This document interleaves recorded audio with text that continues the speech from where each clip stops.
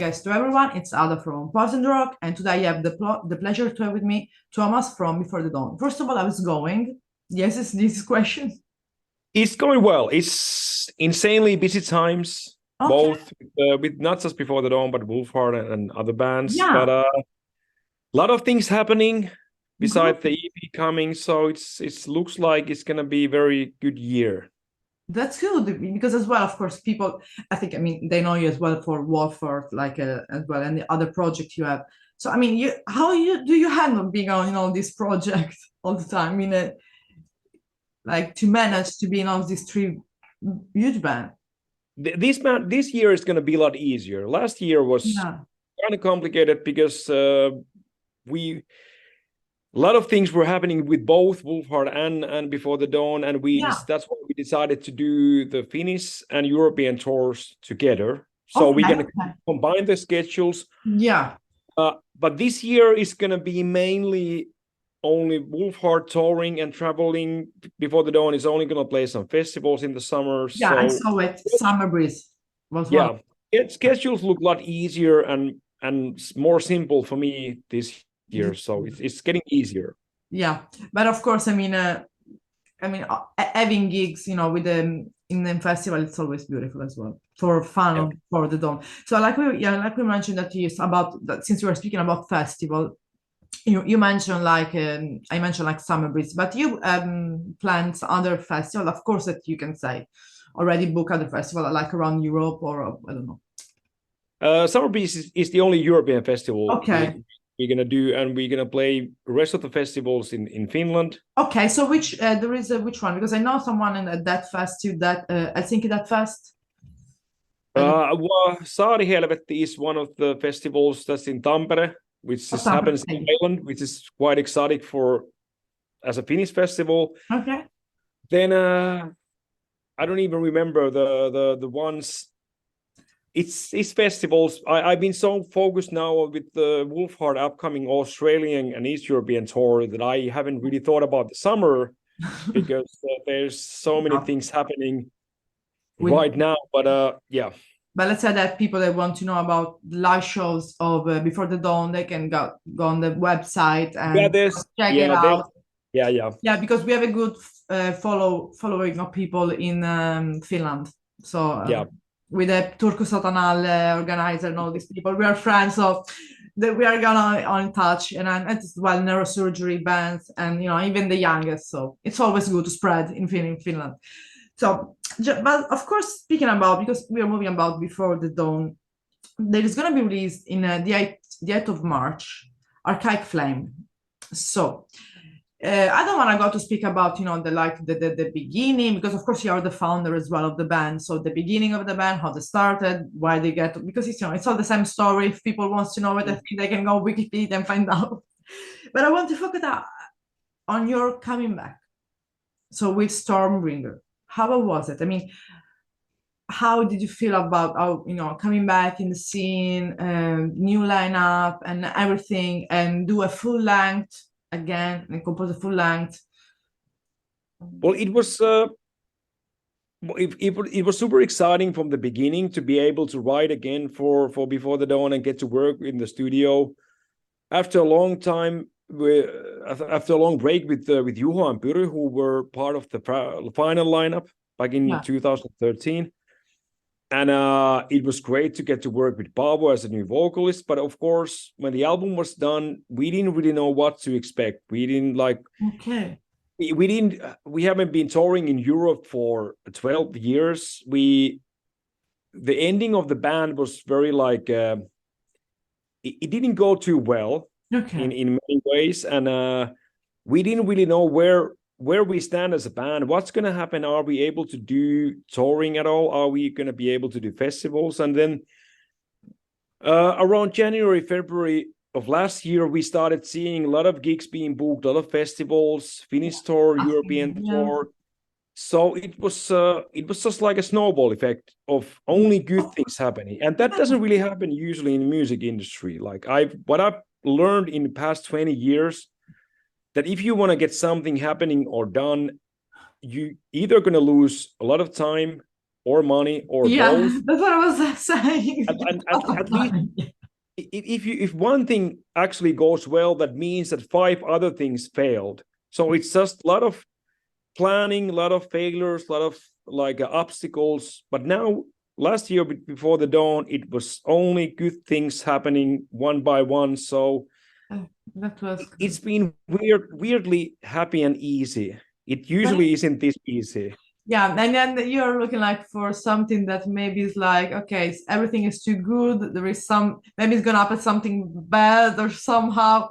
But I Well, think you deserve. I mean, you've been on break for a lot of years. Maybe that was the bad thing that's supposed to happen. Just stay on still for a lot of years, and now you just come back with the new formation, with your new lineup, with the album that went super well because keep you booked all over Europe and then mhm. in Finland, and now with the new EP. So just Yeah, I think enough things have gone bad for me in the yeah. past that the karma owes me now. Yes, So exactly. yeah, I like this attitude. Yeah, it's a rule. It's a karma. It's a cycle. You know, yeah, it takes and gives.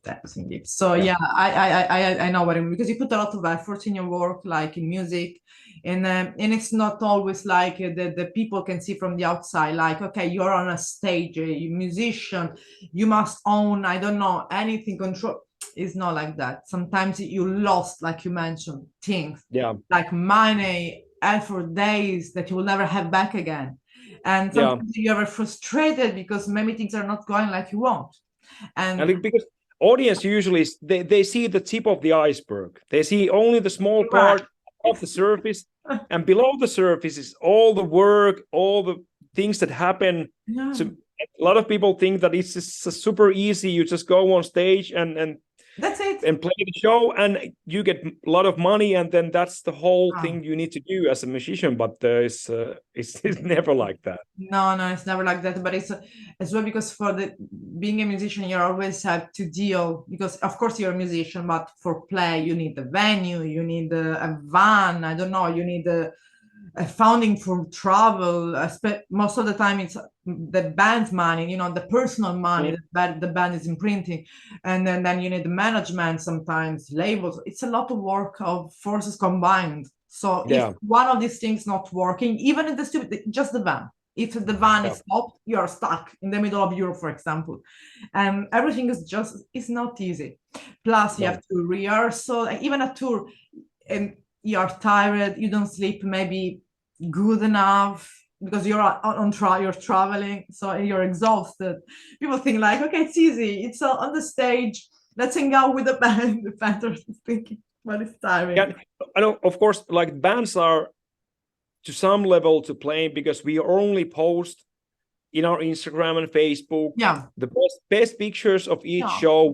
We don't post the pictures where when we sit at the backstage for hours waiting for the show, or yeah, when we try to sleep on the car when it's traveling 800 kilometers through the yeah, night. We never show that part. So yeah. it's easy to people to think like you the only thing you do is just have a party and good time and No, play some shows. Yeah, yeah, no, it's a leaving a venue in the middle of the night and crossing border in between countries in the middle of the night after you play the shows. yeah, Because the yeah, next day you have another gig and you arrive at the venue that you're barely awake. You have to go to find something to eat and I don't know, get a shower. I saw that for a lot of yeah, years, a lot of times. And this is the behind of the scene of being a band. And I think that people can try to understand as well because it's a collaboration, like I understand you, you understand me, and as well if people can understand that there's more support in the scene as well because yeah. But I think what we just talk about that's also like why explains why it's so important to have a good chemistry in the band, to uh-huh. find the right people to tour and travel and make music with, because Yeah, 99% of the time it can be really shitty. yeah, Even in a bigger band, like every time when you fly to a festival, you hate the whole thing, traveling to the airport, waiting hours in the airport, waiting on the plane, waiting at the airport for the luggage, singing in the van. Even the best and biggest shows can mean that you are traveling 20 hours all around the Europe just to be able to play 45 minutes in one festival in Germany. So having the right persons with you that are not complaining always when there's some obstacles, and they actually bring more positive energy. Exactly. I have a lot. You actually enjoy the whole process because of the people you are traveling with, and not just that you are on the spotlight on the stage, but you actually enjoy the shittiest part of the traveling. So it's very important to have a good combination of right people in the band. Yeah, because as well, when you're going to, especially in the festival season, I don't know, maybe it could happen for some magical reason that you have two gigs of some country close by and you go by car, by on bus. So that's okay. But when you are going to one time, for example, like Germany, one time in, I don't know, France, whatever it is, and you have to fly from country like, for example, Finland, or like I am in the opposite side, Sicily, you have to do like a lot of flights. So and maybe even some stop, depends of how you're flying. And for example, even if you go touring in the United States, or now you said that you're going on tour with the Wolford in the opposite side of the world. Yeah. So you have a lot of going on, like it's going to be busy, but that's it's tough. But if you are with the good people, it's having fun, just fun, smooth times. Just that's the most important things. But of course, just because of course we just mentioned a little bit, like let's say that we just give like kind of an introduction to the core of the interview, because of course you came back with Warbringer. So I wanted to ask you a little bit about that. Changing as well the lineup usually brings some new sound, some new influences. Did you see yourself as a founder of the band, of course, in a Warbringer, the comeback album, some changes in the sound, like of Before the Dawn? So the sound of there were certain very clear changes, like of course, Paavo doing all the vocals is a big change. Not just that he does the clean vocals, but he's doing the crawling parts. I used to do the drumming is actually the smallest change, because I did play drums on 3 Before the Dawn albums back in the days. So I'm actually played on most of the albums already. But I think the vocals is a huge change, at least for the older fans, because there's always been my crawling, and there's always been a different guy doing the clean vocals. So that's every time when there's vocals now on Before the Dawn, you can hear the change. To me, I hear it only as an improvement. But of course, if you're like a lot of people have spent the last 10 years, not of course focusing only on Before the Dawn, but I still know a lot of people that been listening to Deadlight album and songs like Dead Song for 15 years, and that's the Before the Dawn they love. So that can be small case of crisis. When we presented the new singer and the new sound with the vocals, but I've seen that at the same time we won a lot of new fans also, and it's a new decade for the band. There was 10 years between. So from my perspective, there's no way it would be the same band. It's not the same people. Everybody is 10 years older. So we shouldn't even try to be the same. The only way we can do it is be who we are at the moment. Exactly. That's completely well said as well. So being in the present, so like Before the Dawn of today. Of course, the amazing works that you released in the previous years, they're always gonna be there. Maybe you're always gonna perform live, gonna be on the track, on the set list, in the show, of course. But that was like, let's say, the past. And so the present now, it's more, let's say, it's gonna go like in the Archaic Flame way, let's say. So what about Archaic Flame? I mean, first of all, why you chose to release, for example, it's a silly question, but sometimes people want to know silly answer, like you to release an EP instead of another full length. Well, we were not planning to do any kind of release after this album, and I was supposed to focus again with Wolfhard, and Juho was supposed to focus on Swallow the Sun. But after the European tour, there was just too much energy inside the band. There was a lot of ideas of new songs, a lot of excitement to do something new, because we already had the 70 Tons of Metal booked. Yeah, We had summer breeze booked. We were booking the festivals for this summer in Finland also. So suddenly there were still things happening that we didn't think would be on the calendar. So we kind of like convinced the label that we can release something new, because it would have been too early to start working with the new album anyway. And we just wanted to do something more. It was too early for us to stop the motion that we got the band finally into. So it was just, we wanted to keep on doing what we already did last year. And luckily Napalm was super cool about the idea of the EP. We were even talking about the physical version, like doing the vinyl or the CD for that, but that would have meant that the EP would have come out a lot later because people need months for the final press. And for the whole thing, I'm going to be super busy with Wolfhard, so it didn't make sense to push the new Before the Dawn songs to a part in my calendar where there's only Wolfhard. Yeah, of course. Because of course everything is his own time, and as well, like, let's say that the fan, they will have the chance to see Archaic Flame performed in this, let's say, the festival season.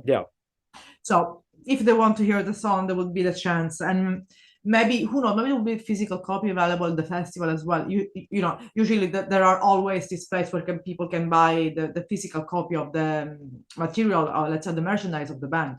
The festival, especially at Summer Breeze, it's full, it's packed.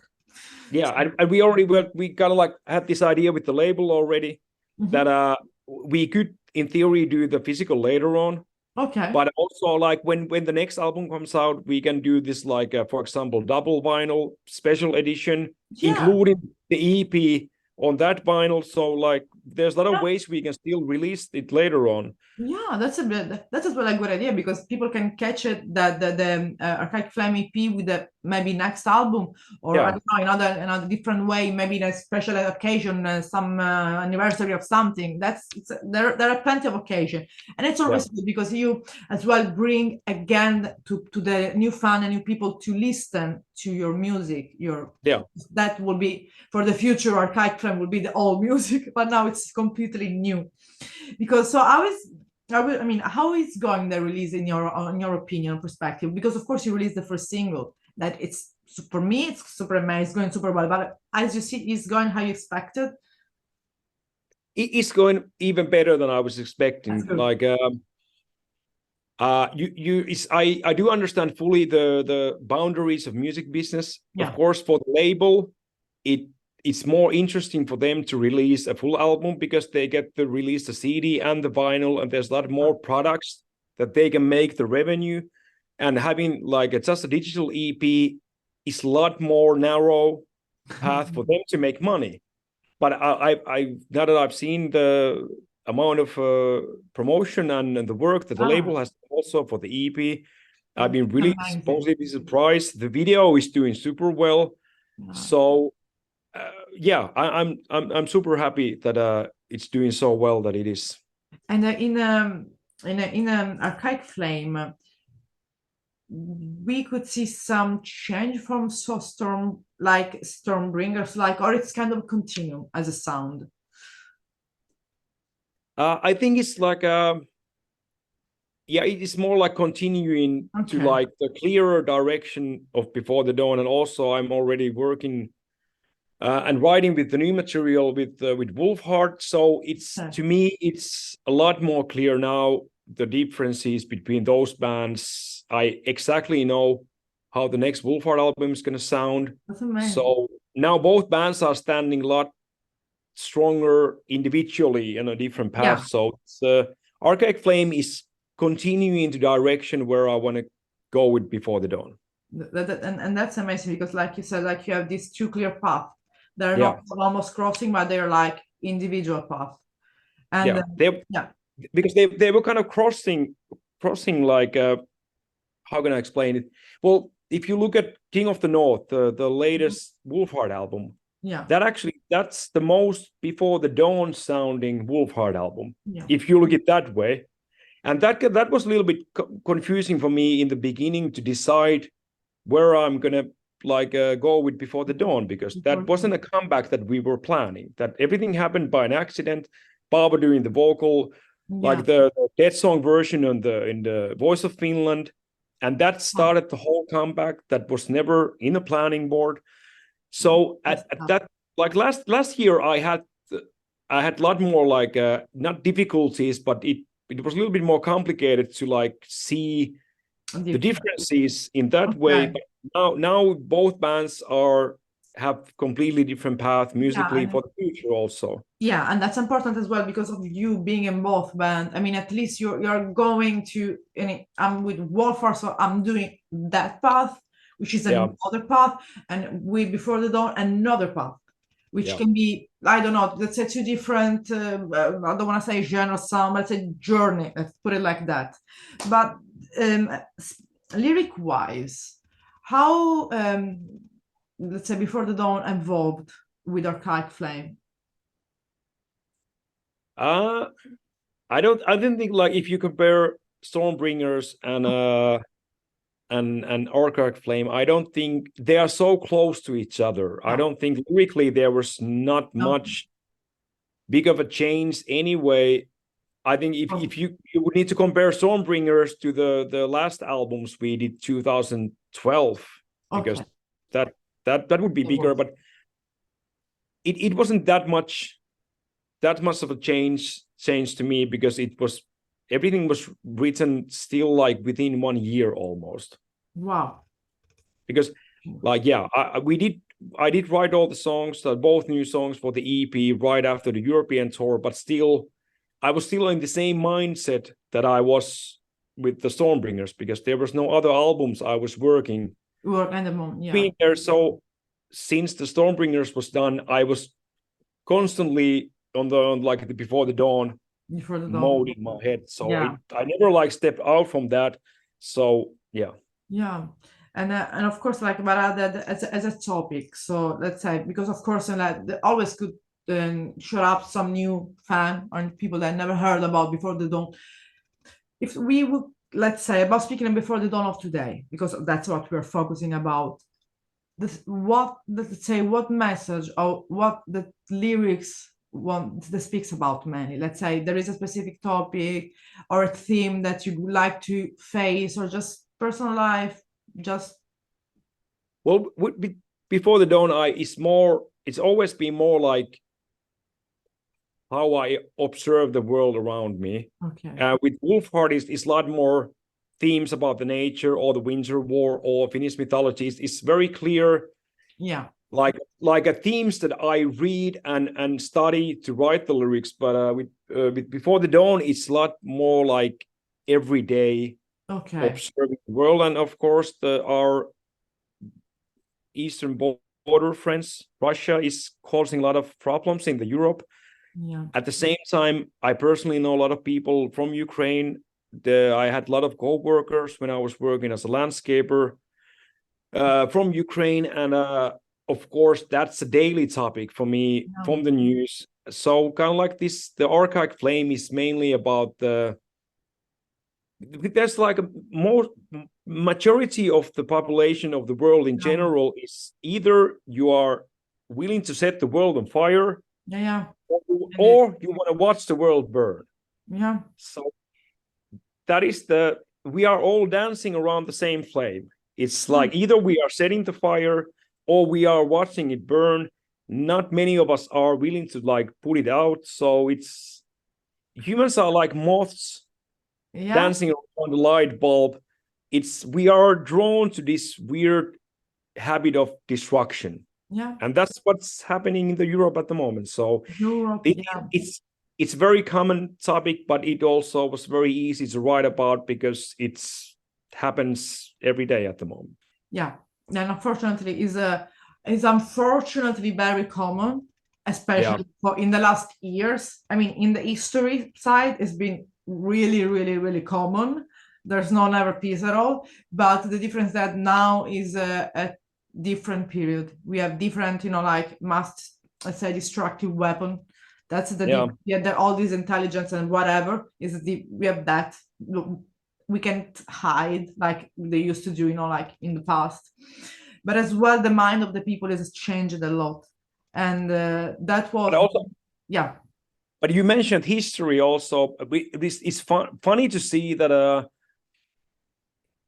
like we are a new generation. This is a new times and everything, but still our behavior is the same. We just have different tools. Our weapons are bigger. Our ways of destruction and war are different, but the mentality is still the same. Yes, like nothing. When you look back at the time, nothing changed. Nothing changed from since people started like writing history. It's the behavior. Every generation does the same mistakes. Nobody learns ever. I think this is how it's going to go in the future. We're never going to always be the same. It's like karma has a wheel. History is a wheel too. Yeah. Because even before Roman Empire, even before Greeks, even before, I don't know, Egyptian, Babylonians, there always been war. Always. Yeah. That's sad to say, even if people wanted to peace, because it's always the population that got to suffer, because the people at the power, they just don't, let's say they don't risk it so much. But of course, it's always the same thing that they wanted: more power, more money, more lands. This is the same thing as today. Nothing has changed. The same, more land. It's the same thing. Yeah. And that is the Archaic Flame. That's the same fucked up flame that has been burning since the dawn of mankind, and that's never going to go out. It's a will of historic time, basically. Yeah. Hey, I have time for one more question. I have another interview. Yeah, sure. No, just to ask you about the if you could just really like say in one adjective describe Before the Dawn. One adjective. That one, the today, Before the Dawn. And not easy. The random one. No, it cannot be random one. It has to be very, very specific. I know it in Finnish already. I know what I want to say, but it's just I don't know if it's not an adjective, but I would if there would be one word to describe Before the Dawn at the moment is energy. Okay. Perfect. Because of the amount of energy inside the band and things that has been happening, that has just pushed us forward with us like even expecting that. So energy is the word. Super. Okay, so Tuomas, I was really pleased to do this interview because we went through different topics, music, organization, and everything. I just wish that, first of all, good luck with the tour with Wolfheart, and good luck as well with the summer. I don't know, maybe we'll see a Summer Breeze. I don't know, because that's my home. So we're going to catch up at Summer Breeze, who knows. And have a good rest of the day, and looking forward to see to listen and see how it's going with the Before the Dawn. Have a good rest. Thank you. Bye.